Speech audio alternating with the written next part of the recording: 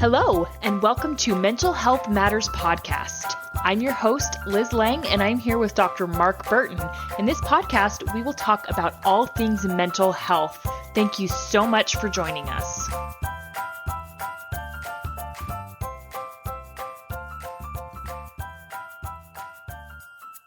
Hey guys, Liz Lang here with Dr. Mark Burton, and this week we're going to talk about motivation, right in time for New Year's. Oh, those resolutions, right? Yes. I wanted to do this topic around this time so we could address New Year's resolutions and why they tend to just, I don't know, everybody tends to start the year out really strong and then they just kind of fizzle out. hmm So we're going to talk about that and why it happens and what you can do to better motivate yourself. And so we're going to start by delving into the dopamine system. Now, we already talked about this a fair amount when we did Robert Sapolsky's Human Behavior. So if you want to go back and look into that episode, I think that does a pretty good explanation of why human beings act the way they do in general. So we're going to start by talking about the dopamine system and what it has to do with motivation. Right. I don't think anyone can have a conversation about motivation without talking about the dopamine system. And as I was thinking about this, it became so clear to me that I think it's really important for listeners to understand that, let's say there's some listeners out there who are having trouble getting motivated. I think it's really easy to internalize that idea and to think, oh, there's something wrong with me, or there's some defect, like I'm not working hard enough, or something like that. Whereas this is really about your brain and what's going on in your brain. And I think a lot of people don't understand the significance. In this case, we're going to talk about dopamine. So the reward system and how it ties into motivation. So the dopamine system evolved to motivate us to do those things to help us survive, like eat, procreate, build shelters, hunt. It's the thing that helps us to survive. That's why we have this system. But the problem is nowadays, there are so many things that can pop up that dopamine system above what we call baseline. And we're going to talk about that and how that might interfere with motivation, because I think it does. So here's some interesting figures that I read about on the internet. What causes dopamine to increase over baseline level? So food, if you think about it, food is something that's going to cause dopamine to be released. Oh, and before we go further, I ought to mention dopamine is mostly about the anticipation of reward. It's not necessarily when the reward happens. So it's not when you're eating the food. Like if you're just craving a piece of chocolate cake, right? Or some ice cream, something like that. The thinking about it and the anticipation of having that is the thing that releases most of the dopamine. And certainly you'll get a little bump when you actually, consume the food, but it's mostly about the anticipation. So food increases at about 50%. Having sex increases at about 100%. This is dopamine we're talking about. Nicotine, here's the one that surprised me. And I think it's the reason that if you ever talked to someone who's trying to quit smoking, so, if you can think about motivation in that way, that nicotine increases that dopamine release about 150%. So if you think about, well, I want to be motivated to quit smoking, you're fighting against that release of dopamine that you get just by thinking about having a cigarette or having the nicotine. Here's the other thing that is I guess this isn't surprising. Cocaine. Yeah. Increases 1,000%, but the effect is almost immediate with the cocaine. And so that's certainly, one of those things that really is addictive. The other things, some video games. And so video games that are high novelty. And I think when they say high novelty, what it means is there's a lot of variety, going on in the video games. Now, I don't play video games, so I don't really understand how one might be novel and how another one may not be novel. But that increases dopamine about 125%. I think it would come down to preference because Curtis is a gamer. Is that it? Yeah. And he doesn't fall into like that compulsive or addictive. In fact, he's nowhere near that. But I think really it comes down to preference. And I've gained a little bit. The games that I like to play are like the match three puzzle games. Hmm. Those are my kind of games, but Curtis, they bore him to tears. Like he can't stand playing them. But I mean, you give him a game where he has to go farm and find loot and build up his character stats. He's like, yeah, let's go do it. Okay. Whereas for me, I was like, so I really think it comes down just to preference, which I think also has a lot to do with motivation. And Yeah, so let's take a minute to talk about dopamine and how it correlates to motivation and as far as impulse. So, I think that would be pretty interesting to talk about, especially you think about kids and their developing prefrontal cortex. They have hmm, serious problems with impulse control. And so are they learning to regulate their dopamine system? Is that kind of what's going on? I think so. I think you bring up a really good point because I think that the prefrontal cortex is the thing that helps us to regulate or put the brakes on in the dopamine system. And so I Okay. think that's exactly what's going on. There was this great experiment that listeners may know about this. I think it happened at Stanford with kids, the marshmallow experiment. Do, I've heard about this. Yeah. so where they put kids in a room and I think they put two marshmallows out on the desk and the idea is you can have another one or you can have two more if you don't eat these while I'm gone. And so Hmm. what they're doing is, they're seeing, well, what is it that leads some kids to be able to control that impulse? Because the impulse is there. They're going to look at the marshmallow if they like marshmallows. I never did as a kid, Hmm. but I guess some kids like marshmallows. But the impulse control is, well, I'm going to eat it. So how do you control that? And I think you're right. It's about the developing prefrontal cortex and learning, and the dopamine is tied into that. It's tied into addiction very tightly. Like Hmm. people talk about drug seeking behavior. I don't know if you've ever heard anyone talk Hmm. about that. So, let's say someone is on cocaine and it becomes this behavior. Think how highly motivated they Yeah. are to Okay. go out and seek that behavior. They'll do things that are illegal, they'll steal money, they'll do almost whatever it takes To in get order that to get fix. that fix. And what's happening, I think this is really important to understand that it's the dopamine that's being released is in the anticipation of I'm going to go do something to get it. Yes. So that makes them so highly motivated to go. It's almost like they don't care about anything else. And so I think that's how it ties into impulse control is it overrides that dopamine becomes such a big factor that it probably overrides your ability to control the impulse. Does that Right. answer the question about how they tie together? Yes, it does. So let's then talk about the reward system. So dopamine is what motivates us. An example that I'm sure everybody can relate to is 10 o'clock at night and you all of a sudden get a craving Yeah. for something, right? Like, you just like, I want this so bad. Dopamine is what's going to motivate you to get in your car and go Go down drive to to the the store. store or to, the fast food restaurant or whatever it is and go Right. get it. Even though it's not necessarily a rational thing to do, your dopamine is pushing you to do that. So Right. what's going on once you get it? What do you label that? I That guess is that a that is a really good question, and it's important. Like with cravings that happen, say late at night, there are a lot of other things going on with your yes. blood Yeah. sugar levels and things like that. But as you start to think about it, you're right. I think some chocolate ice cream would be really. So the other thing about the dopamine system and the reward system is that it's tightly connected to movement through what's Okay. called acetylcholine. And it kind of makes sense. So it's the thing. Dopamine is the precursor to acetylcholine, and acetylcholine is the thing that helps us to move our muscles and actually move, get up Hmm. and move.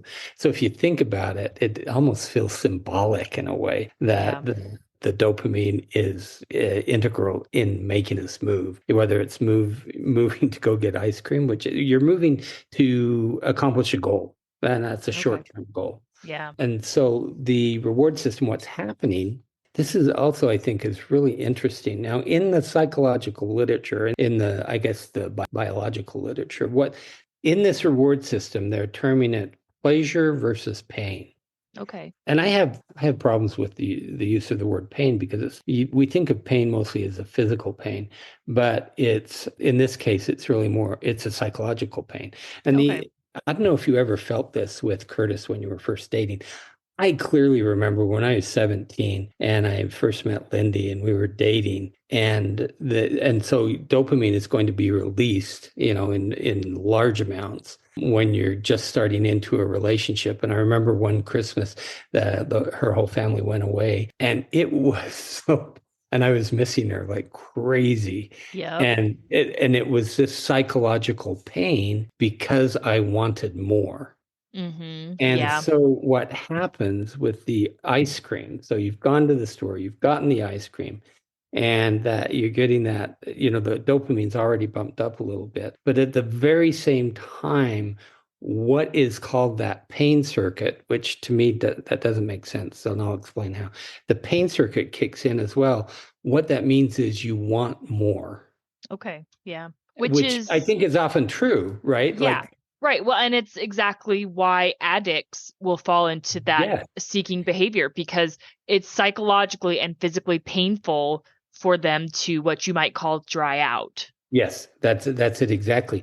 And so the other thing to understand, this is why, addiction to drug is so terrible, is that every time you do that activity that is popping up your dopamine, it doesn't go up to the same level. It drops down a little bit. It's almost like one way to think of it is the dopamine system, or at least in reaction to that particular thing that you're seeking, it gets tired almost. It wears out. And so what that means is you need more. You need Mhm. more of it. And I think that to me, as I was thinking about it, I think it really helps to explain possibly some of the things that go on. Like I was thinking about affairs. Does this explain affairs? Because dopamine loves novelty. And Mm. so what happens if you're in a long-term relationship, a long-term sexual relationship, and with any relationship long-term, you have to figure out a way to keep it fresh Mhm. because that dopamine is you aren't going to get the same hit over a number of years, because you're with the same partner and it becomes less novel. And so we aren't going to go into that, but we could at some point talk about, well, what do you do in a relationship that keeps it novel? And so I was thinking affairs, Yeah. some guy goes off and has an affair, then that's one way to increase novelty. And I think really, at the brain level, probably what's going on in affairs is the increase in dopamine, and there's the desire to go after the dopamine. Because if we go back to thinking about motivation and the impulse control, Mhm. right? When you talk to people who've had affairs, they're doing things that when they step back, they realize I shouldn't have done that. Yes. But the dopamine is so high in the anticipation of the novel relationship that it overrides their ability to control the impulse. And so So I think it really does tie. And they become highly motivated to do y- this, even though they know that it's morally wrong, because they do. so this leads me to think about another good example of why oftentimes religious people have shorter courtships. Hmm. And I'm not, and please don't get me wrong or think that I am coming against any type of religion, right? Because Hmm. obviously I'm a very religious person, but sex, like you said, it's a huge motivating factor for a lot of people and it triggers that dopamine.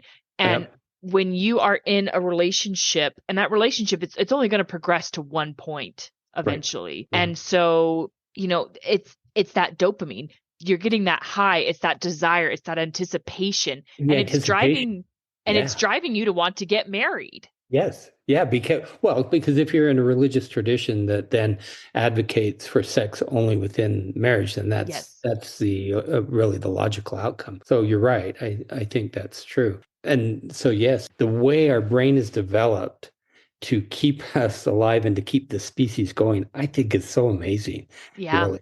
And so it has that system that really, I was going to use the word force, but it drives us to try and procreate.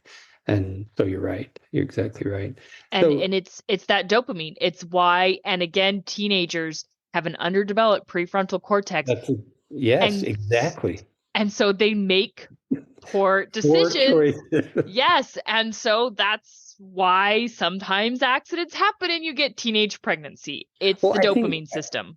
right, and I think I recall back in that when we talked about Robert Sapolsky, I think he mentions this that that dopamine system is fully functioning probably from very young age, but then your prefrontal cortex, which is the thing that's putting the brakes Yeah. on the dopamine system, is not going to be fully functioning until about age 25. So yeah, Yep. a lot of kids make very poor choices.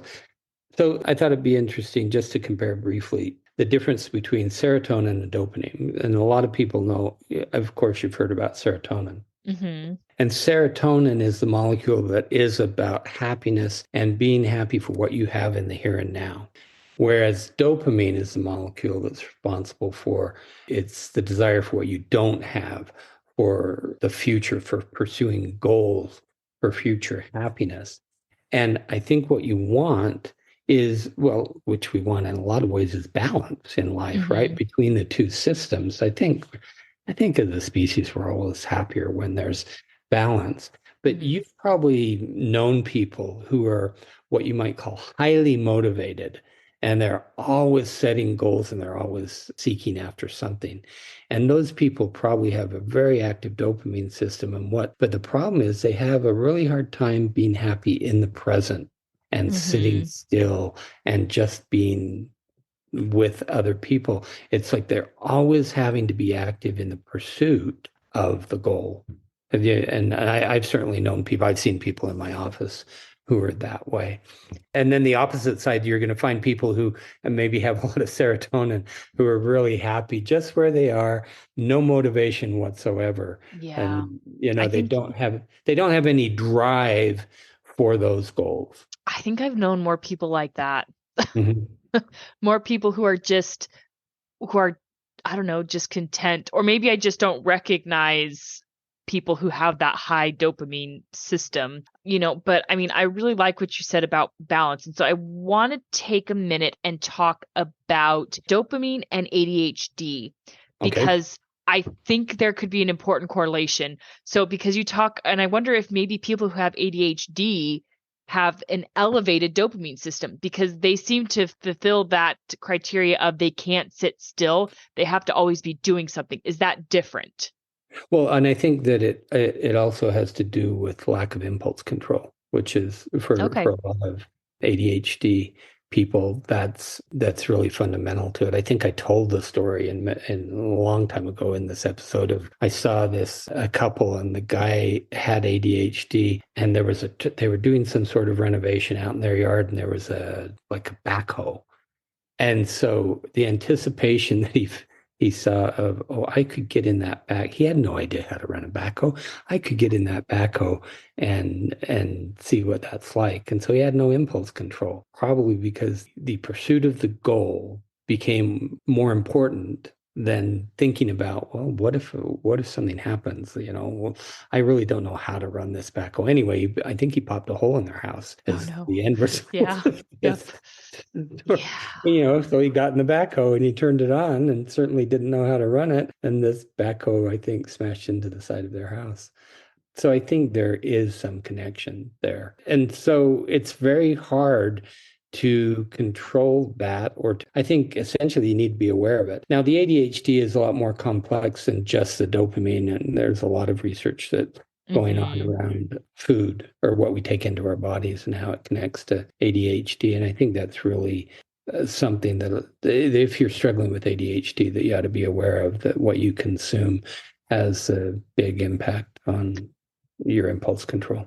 Well, yeah, I mean, you think about sugar and what sugar does to your body and to your brain, that's going to have a direct correlation. And so one of the reasons I bring this up is because my daughter she's very externally motivated. And we talked about this last week Right. as far as intrinsic motivation versus Hmm. extrinsic motivation. I can Yeah. words today.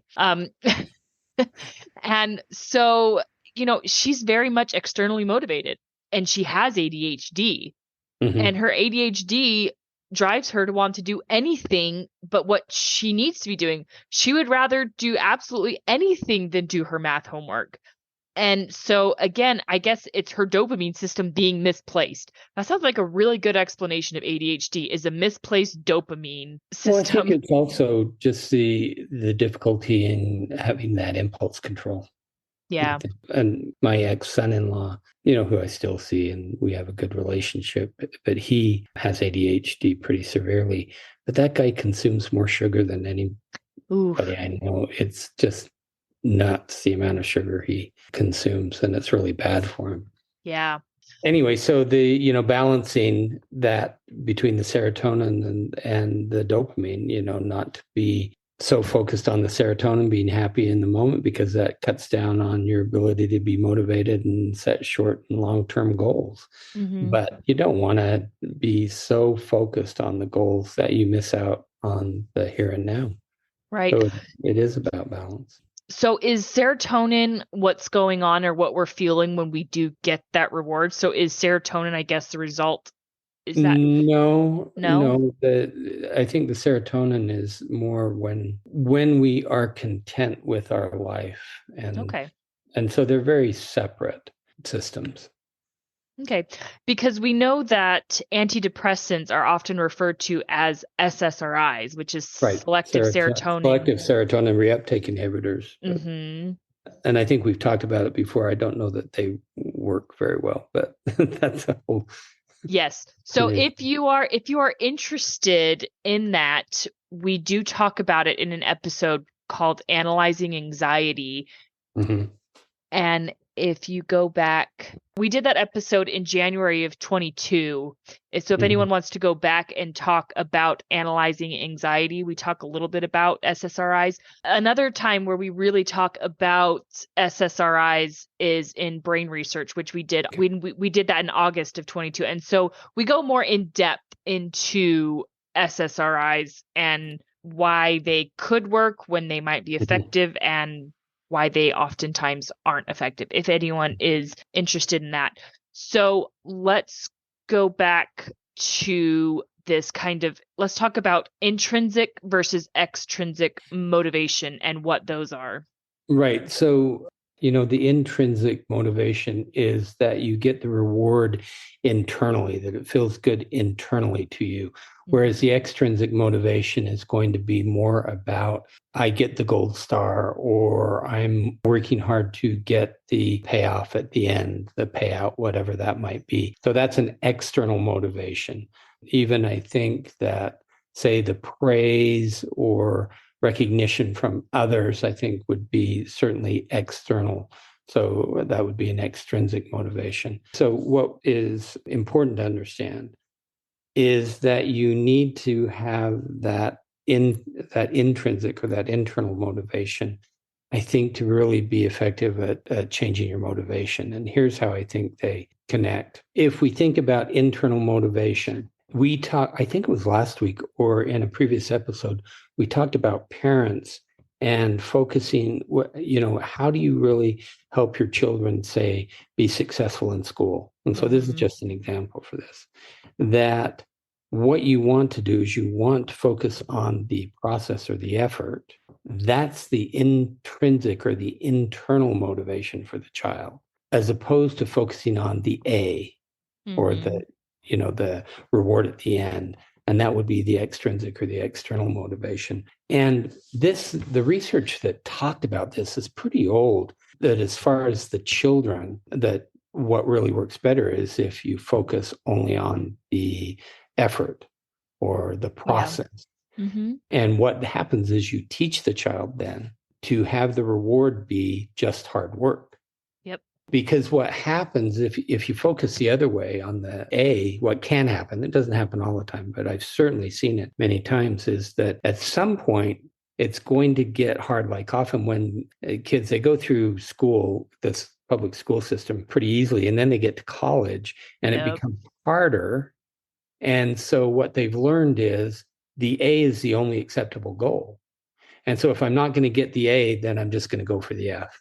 And often Mhm. what happens, they'll just quit going to class. They won't turn in their assignments, because what they haven't learned is that the reward or the release of the dopamine in this case comes from just working hard.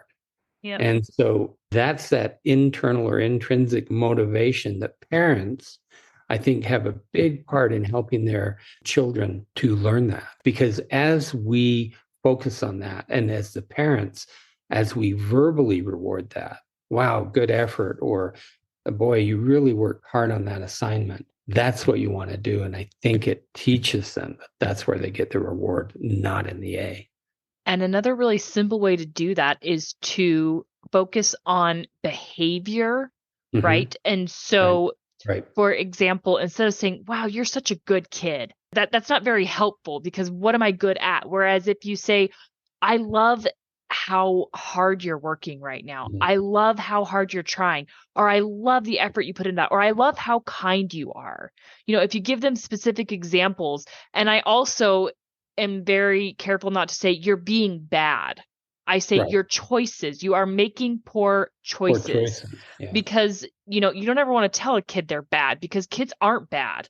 They just have an underdeveloped prefrontal cortex and they're Hmm. terrible at decision making. And it's our job as parents to help them regulate that. And so, I very much focus on my kids' actions. You are responsible for your own actions. And I think that's a Hmm. really good way to, at a young age, kind of get that internal motivation going so they can understand, I am responsible for me. So it doesn't matter necessarily the grade I get. What did I do? I am responsible for me. I am not responsible for the way my teacher grades me. Right. I am responsible for the work that I put in. And so this really gets into kind of the heart of this episode, which is how do you increase motivation? Yep. And so I think that there are going to maybe be a fair number of listeners who were not raised with the idea of it's the process or the effort that's important because a lot of families, a lot of parents really focus on getting the A's, like the Mm-hmm. goal is getting the straight A's.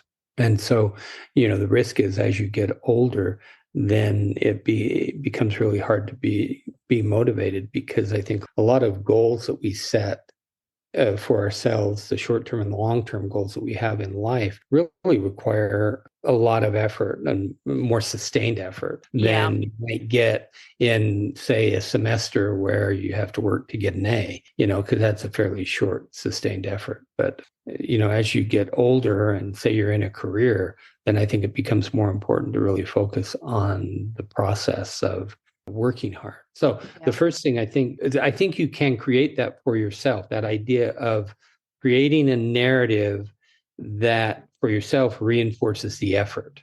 And I Mm-hmm. think one of the things that is important to do is to break up let's say you have a long-term goal. And in fact, I had a client today and we were talking about this, that his focus is going to be what effort did he put in just today? So at the end Okay. of the day, he rewards himself verbally. I didn't get on the computer. I didn't waste time looking on the internet. I actually accomplished these particular goals. And so you're rewarding yourself for being productive throughout the day. And so it's important for the listeners to understand that you over time can change the narrative, Mm-hmm. that and because our brain is plastic, and so we can learn to reward ourselves for the effort, not the end. I mean, I don't want to say the end is not important because it is, but as if you're lacking motivation, often it's because the end goes too far away and Yeah. it's too hard to see the steps. And what you're really needing to do to be motivated is to break that up into smaller chunks Mm-hmm. and reward yourself along the way for the effort that you're making in pursuit of the long-term goal.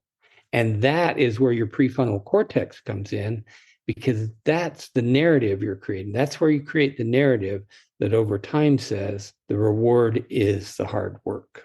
I think another big pitfall that people run into, and this was certainly my problem for a very, very long time, is people get into this all or nothing mentality with their goals. So, a really good example is exercise. A lot of people Mhm. have a goal to exercise more, and they say, okay, I'm going to exercise 3 days a week. Right.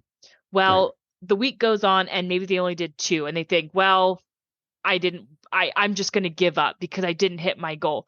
Well, Right. See, there's, that's what we were talking about, right? It's either the Mhm. A or the F. Yep.